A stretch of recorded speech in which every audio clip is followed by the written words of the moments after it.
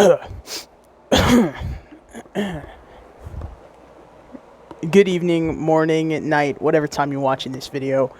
My name is John, and today we are going over or watching some scary stories. Like, I love scary stuff, man. That stuff really doesn't do much to me, but we're gonna see how it goes.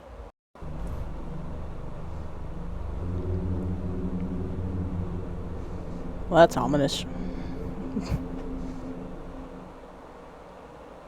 I've been holding on to this for a couple of years now, and feel like I need to get it off my chest.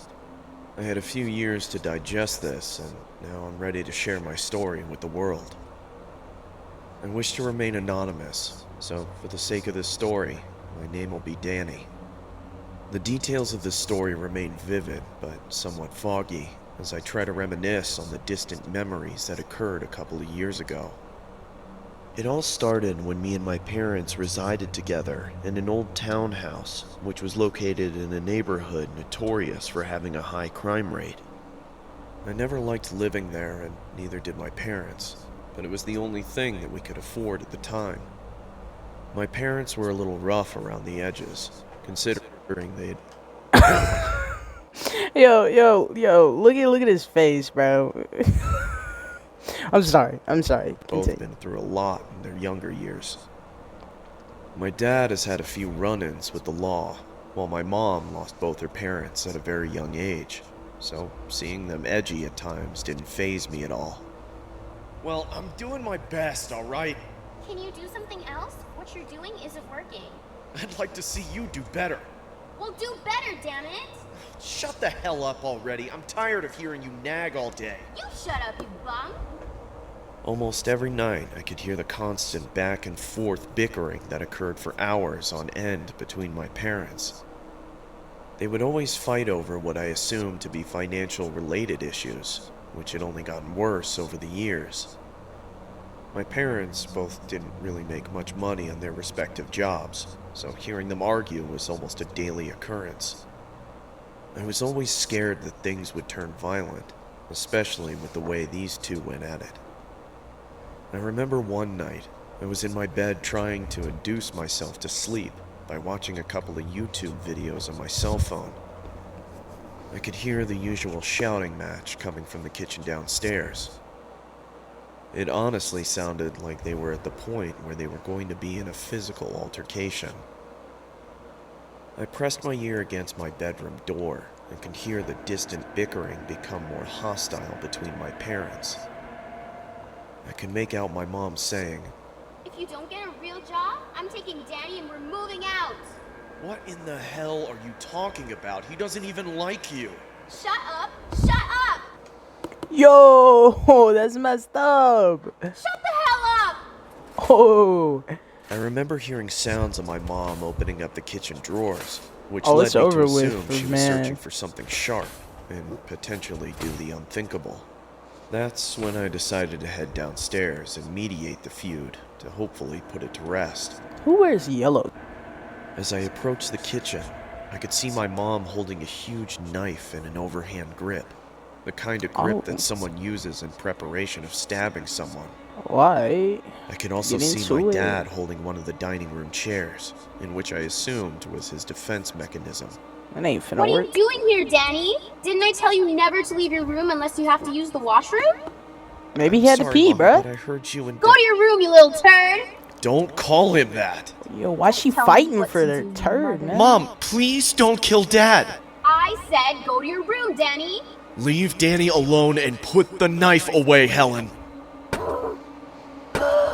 That's when my mom began piercing the family portrait of us, except she was only piercing the portion with my dad's face. Mom, stop! Please stop it! Look, I'm sorry to stop the video, but that is some grippy sock behavior, okay? Alright, that's grippy sock material right there. It's been a couple weeks after the whole saga had occurred. My parents ended up getting a divorce, which unfortunately left me to reside with my mother.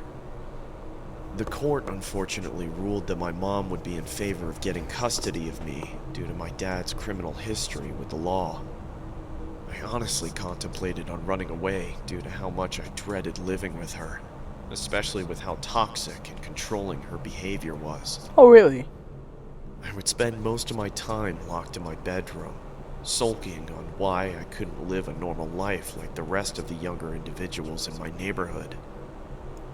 Why in the hell do I have to live with her? Why couldn't I just live with Dad? He was always the better parent. I can't stand her. I wish she were dead. Yo, those What made fighting this even words. worse was the fact that I had a curfew during my school days. I didn't even have time to join any after-school clubs or sports teams due to the simple fact that I was too worried about not making it home on time. Oh, that sucks. I remember my mom locked me out of the house for several hours due to the fact that I was 5 minutes past my curfew. The one thing I found even more aggravating was how my mom permanently banned me from going to the local Chuck E. Cheese restaurant located down the street from my residence. For those that aren't familiar with Chuck E. Cheese, it's a restaurant that has arcade games and playrooms for younger crowds such as myself.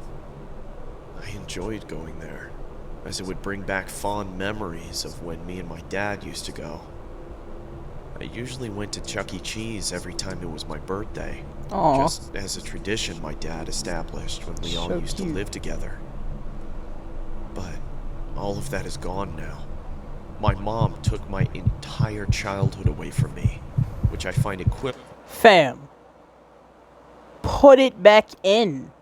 Put it back in. Yo, pause. I just realized what I said. You know what? Ignore it. Okay, you don't have to hold it. You just put it back in, man. equivalent to ripping my heart out of my chest. She selfishly didn't want me going because she didn't want me to be reminded of my dad's existence. The rules and restrictions I had to abide by really made it difficult to make any friends, which put me in a dark state of mind for the latter part of my life. There was one night where I decided to approach my mom and convince her to bring me to Chuck E. Cheese for my upcoming birthday. Fam, at night? I honestly cared more about Chuck E. Cheese than my actual birthday itself, Why she only got which is one why I pillow? ended up using it as an excuse to go there. Hey, Mom, can we please go to Chuck E. Cheese for my... No, Danny, I already told you this. But it's for my birthday. No. I anticipated the rebuttal my mom was going to throw at me, but that didn't stop me from being persistent with my request. Bro, she said After no, a few bro. tears and relentless pleading, my mom eventually caved in and agreed to take me there on my birthday. Yo, The exhilaration of going to Chuck E. Cheese after all these months was honestly I'm sorry. But does he not look psychotic in that, or is it just me? Like that's some psycho eyes right something there. I would compare to an inmate getting released from jail. I felt so excited, to the point where I didn't even care about anything else. Just me and the place that I once grew to love. That's psycho.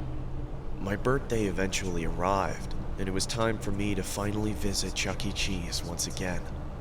It was about the evening time, so the venue was usually packed to full capacity. I couldn't help but marvel at what was in front of me, as I genuinely felt I was a kid in a candy shop. Pinch me. I must be dreaming. I'm sorry, is this dude not like 15? Who's going to Chuck E. Cheese at 15? I immediately started playing the arcade games while my mom wandered off to grab some food. Lettuce I food. remember being so hungry, but at the same time so infatuated with every arcade game that was in front of me. I couldn't help but indulge in countless games, as I knew this could be my very last time at Chuck E. Cheese. That's when I felt a strange tap on my shoulder. I turned towards the direction of where I felt the tap. Bro, he's got blood on his hands, Only bro. to see a large Chuck E. Cheese rat mascot hovering over me. I was a little alarmed that the mascot would approach me, considering there were hundreds of guests in attendance. Hey, Chucky? The mascot didn't say anything. Yo. He just stood there staring at me with his big elongated eyes. I'm sorry, did we learn nothing from the FNAF series? Like, did we not learn maybe just not to go there in the first place. I mean, I feel like dude should have known. But whatever, it's not my story. I noticed he had red stains on his costume, which I assumed to be pizza stains. But then I noticed the stains had transferred onto the shoulder area of my shirt from the tap he did earlier. I now knew that these were definitely not pizza stains. They had to be blood stains of some sort. No. Chucky? Is she gone? Yeah, she is. Here, take my hand, Danny. I missed you, No, man. No, man. Missed you too, son.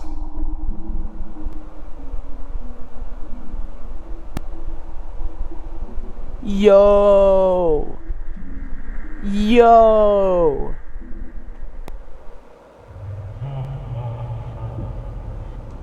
Yo, man. That's messed up. That's messed up. Yo, thank you for watching the video, you guys. It means a lot, and hopefully I plan to post one every week. And if this does well, maybe more than a week. Just let me know what you guys want in the comments, and have a good day.